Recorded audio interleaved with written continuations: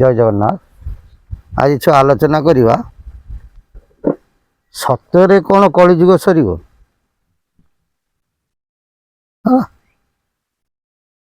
वास्तव मत कलिजुग सर किंतु कलिजुग सर समझ के जापर ना महापुरुष वाणी हिसाब से कली थी बाबू हो सत्य कहीं न पाइबे तार अंत एमती गोटे समय आगू आसो लोक मैंने खाई पी शोई थे सका उठे सत कह यहाँ के हम ना 56 गोटर सृष्टि है जोड़ा महापुरुष लिखिदे कली कलाब्धिता 28 अंके बछा बची हम जाति न हम नुआ सृष्टि 29 ठारू आनंद रे भारतर जनगोष्ठी माने कल्या कली कल्यादिता 5129 भोग कर पुणी 56 अंक उपर महापुरुष शिवकल्प शास्त्र प्रमाण देते सत्य कली आदि उदय हो नथिबे जवन वंश देखी ना दिना यही कथा खाली ढेंकानाल जड़े भाई आम फोन करते महापुरुषंकर अनेक शास्त्र पाखे अच्छी प्रभाकर दास ना बोले महापुरुष कौटी लिखी ना कलीर गोटे समापन घटो बोली से भाई भाई बोधे महापुरुषों शास्त्र को अध्ययन करी नाहंती कलौ 10 सहस्राणी विष्णु तेजती मेदिनी तदते जाह्नवी गंगा तदंते ग्राम देवती से कहले व्यास शास्त्र कहूँ कलौ 10 सहस्राणी विष्णु तेजती मेदिनी कली जुग जो आयु 10,000 वर्ष हम सेते बेले गोटे महाखंड प्रलय सृष्टि हम महाप्रलय नुह महाखंड प्रलय वर्तमान कौन सब खंड खंड प्रलय हो कलौ 10 सहस्राणी विष्णु तेजती मेदिनी 10,000 वर्ष हेले विष्णु मेदिनी त्याग कर आसवे किए से थे कहीलु तुम्हें समझ जान ब्रह्मा विष्णु महेश्वर ना त्रिदेव एटा वास्तव मत हूँ पंचदेवता लोमांत काव्य जहाँ प्रमाण दिए व्यासंग ठारू आसला गुरु ब्रह्मा गुरु विष्णु गुरुदेव महेश्वर गुरु साक्षात परम ब्रह्म तस्मै श्री गुरवे नमः व्यासदेव 3टा शक्तिर अधिकार थिबा हेतु अधिकारी थिबा हेतु ये श्लोक खंडी लेखाला गुरु वंदन किंतु मूल कौन तुम ब्रह्मा तुम विष्णु तुम देव महेश्वर तुम धर्म निराकार तस्मै श्री गुरवे नमः गोटे धर्म आ जन होती निराकार ये दी जन को कि समस्त जानती ना व्यास आसिले से ये श्लोक से श्लोक मूल श्लोक बुड़ीगला ये त्रिदेव को व्यासंग सहित समकक्ष करागला से श्लोकर महत्व कौन आम बुझीपारे गुरु ब्रह्मा गुरु विष्णु गुरुदेव महेश्वर गुरु साक्षात परम ब्रह्म तस्मै श्री गुरवे नमः पुणी कहले अचतु बदौ ब्रह्मा दिबाहर परोवरी अभाल लोचन शंभु भगवान बाधरे अचतु बदौ ब्रह्मा चारिमुख नथाई मध्य व्यास ब्रह्मा को सदृश ये गुरु दिबाहर परोवरी चारि हाथ नथाई मध्य व्यास विष्णु सहित समकक्ष अभाल लोचन शंभु भगवान बाधरे अभाल लोचन त्रिनेत्र धारिके शिव व्यासंकर तृतीय नेत्र नथाई मध्य से कौन है शिव सहित समकक्ष हेले व्यास आसवा पर से 88 ग्रंथ रचयिता कले कि व्यासदेव से श्लोकटी लेखाला गुरु ब्रह्मा गुरु विष्णु गुरुदेव महेश्वर गुरु साक्षात परम ब्रह्म तस्मै श्री गुरवे नमः କହିବାର ତାତ୍ପର୍ଯ୍ୟ ବ୍ୟାସ ବ୍ରହ୍ମାଙ୍କ ସଦୃଶ, ବ୍ୟାସ ବିଷ୍ଣୁଙ୍କ ସଦୃଶ, ବ୍ୟାସ ମଧ୍ୟ ଶିବଙ୍କ ସଦୃଶ। କିନ୍ତୁ ମୂଳ ହେଉଛି କିଏ? ସେ ପଞ୍ଚଦେବତା। ଏ ଲୋମାତ କାବ୍ୟ ଯଦି ପଢ଼ିବ ସେଥିରେ ଜଣାପଡ଼ିବ। ଅନେକ ଲୋମାତ କାବ୍ୟରେ ଅନେକ ଜିନିଷ ରହିଛି। ଆମେ ହେଉଛି କିନ୍ତୁ ହିନ୍ଦୁ, ଆମ ଧର୍ମ କ'ଣ? ଆଦ୍ୟ ଧର୍ମ କ'ଣ? ସତ୍ୟ ସନାତନ ଧର୍ମ ମୂଳ। ଏ ଧର୍ମ ସୃଷ୍ଟି କରିଥିଲେ କିଏ? ସେ ଆମକୁ ପଚାରିଲେ ଆମକୁ କହିପାରିବା? କହିପାରିବା କି? ଜଣେ ମହମ୍ମଦିଆନ ଭାଇକି ପଚାର, ସେ କହିଦେବେ। ମହମ୍ମଦ ହଜରତ ଆସିଲେ ଆମ ଧର୍ମ ସୃଷ୍ଟି ହେଲା। ଜଣେ ଖ୍ରୀଷ୍ଟ ଭାଇକି ପଚାର, ଯୀଶୁ ଆସିଲେ ଆମ ଧର୍ମ ସୃଷ୍ଟି ହେଲା। ଜଣେ ଶିଖ ଭାଇକି ପଚାର, ନାନକ ଆସିଲେ ଆମ ଧର୍ମ ସୃଷ୍ଟି ହେଲା। କିନ୍ତୁ ମୂଳ କିଏ? ସେ ସତ୍ୟ ସନାତନ ଧର୍ମ। ଆଉ କିଏ ସୃଷ୍ଟି କଲେ? ଆମେ ତାକୁ ଜାଣୁଛେ? ସେ ଧର୍ମଟା ଏମିତିଆ, ତାକୁ ରକ୍ଷା କରିବା ପାଇଁ ଭଗବାନ ନିରାକାରରୁ ନରାକାର ରୂପ ଧାରଣ କରିଥାନ୍ତି ଯୁଗେ ଯୁଗେ। ତାହେଲେ ସେ ଧର୍ମଟା ସୃଷ୍ଟି ଯିଏ କରିଥିଲା ସେ କେମିତିଆ ଲୋକ ନ ହେଇଥିବ? ସେଥିପାଇଁ ଲୋମାତ ତାଙ୍କ କାବ୍ୟରେ ଲେଖିଲେ, ନ ଜାନାମି ଧର୍ମ କର୍ମ ନ ଜାନାମି ଗତି ମୁକ୍ତି, ନ ଜାନାମି ବେଦ ଶାସ୍ତ୍ର ନ ଜାନାମି ମାନବା। ମନୁଷ୍ୟ ଧର୍ମ କ'ଣ ଜାଣିନଥିଲା, କର୍ମ କ'ଣ ଜାଣିନଥିଲା, ବେଦ କ'ଣ ଜାଣିନଥିଲା, ବେଦାନ୍ତ କ'ଣ ଜାଣିନଥିଲା, ଶାସ୍ତ୍ର କ'ଣ ଜାଣିନଥିଲା।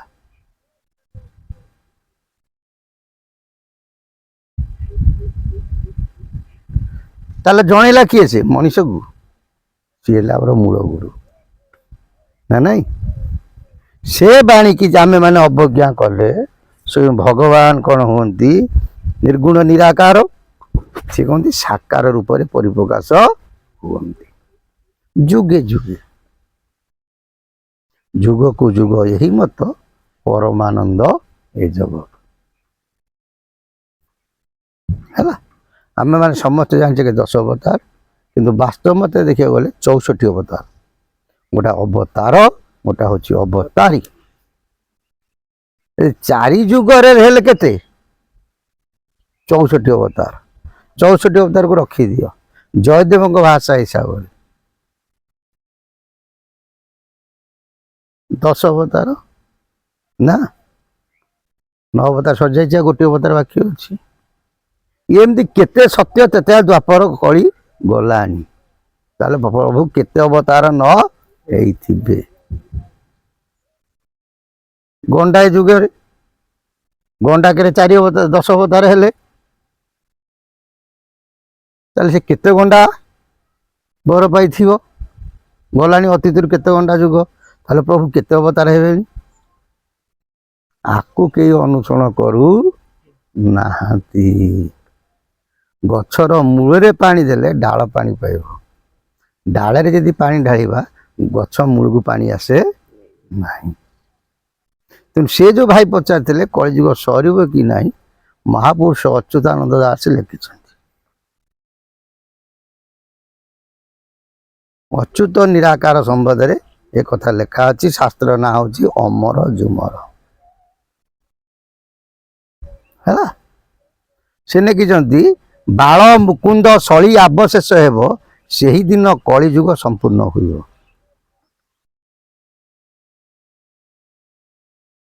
ପୁରୀରେ ଆମର ଯିଏ ରଜା ହୁଅନ୍ତି, ଗୋଟେ ଗୋଟେ ନାଁ କ'ଣ ଅଛି? ପୁନର୍ବାର ସବୁ ଆସେ ନା? ବର୍ତ୍ତମାନ ଦିବ୍ୟ ସିଂହ ଅଛନ୍ତି, ଆଙ୍କ ପରେ ଯିଏ ରଜା ହେବେ ତାଙ୍କ ନାଁ ହେବ କ'ଣ? ବାଳ ମୁକୁନ୍ଦ।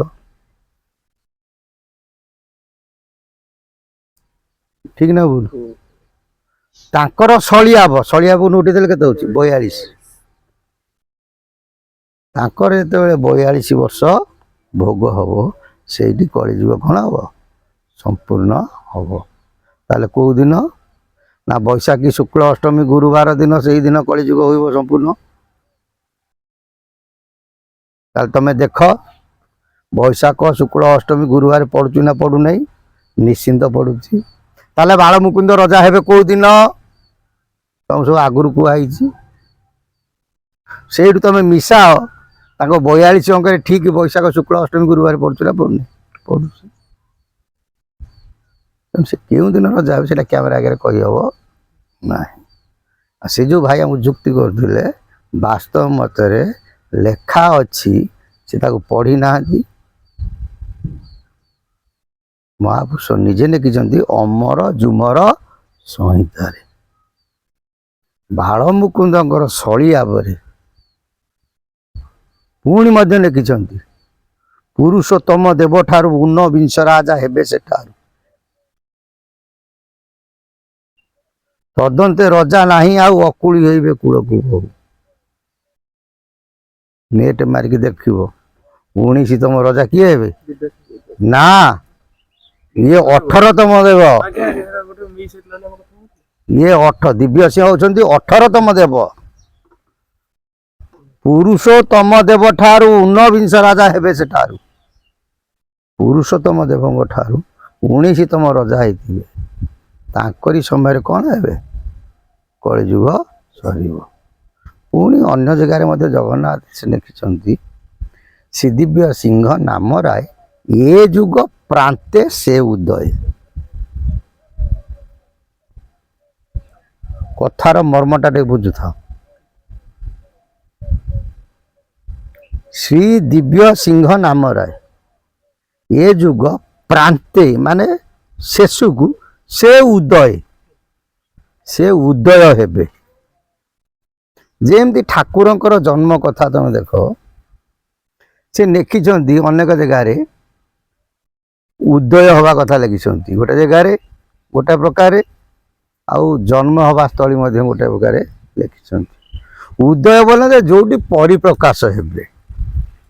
ଜନ୍ମ ହଉଛି ସ୍ୱତନ୍ତ୍ର, ପରିପ୍ରକାଶ ହଉଛି ସ୍ୱତନ୍ତ୍ର।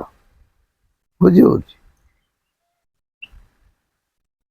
ତେଣୁ ଊନବିଂଶ ରଜା ହେଲା ବେଳକୁ ମୁକୁନ୍ଦ ଦେବ ଭୋଗ କରିବେ। କିନ୍ତୁ ଜଗନ୍ନାଥ ଦାସ ଏ ପଦଟି କାହିଁ ଲେଖିଲେ? ଶ୍ରୀଦିବ୍ୟ ସିଂହ ନାମ ରାୟ ଏ ଯୁଗ ପ୍ରାନ୍ତେ ସେ ଉଦୟ।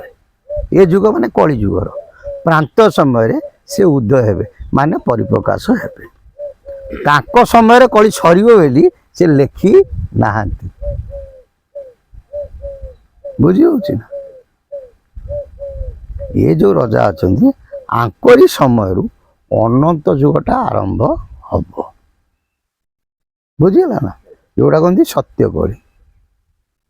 କିଏ ତାକୁ କୁହେ ସଙ୍ଗମ ଯୁଗ, କିଏ ମଧ୍ୟ କୁହନ୍ତି ଅନନ୍ତ ଯୁଗ।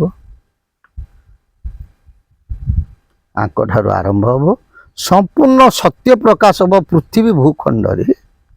ମୁକୁନ୍ଦ ଦେବଙ୍କ 42 ଅଙ୍କ ବୈଶାଖ ମାସ ଶୁକ୍ଳପକ୍ଷ ଅଷ୍ଟମୀ ତିଥି ଗୁରୁବାର।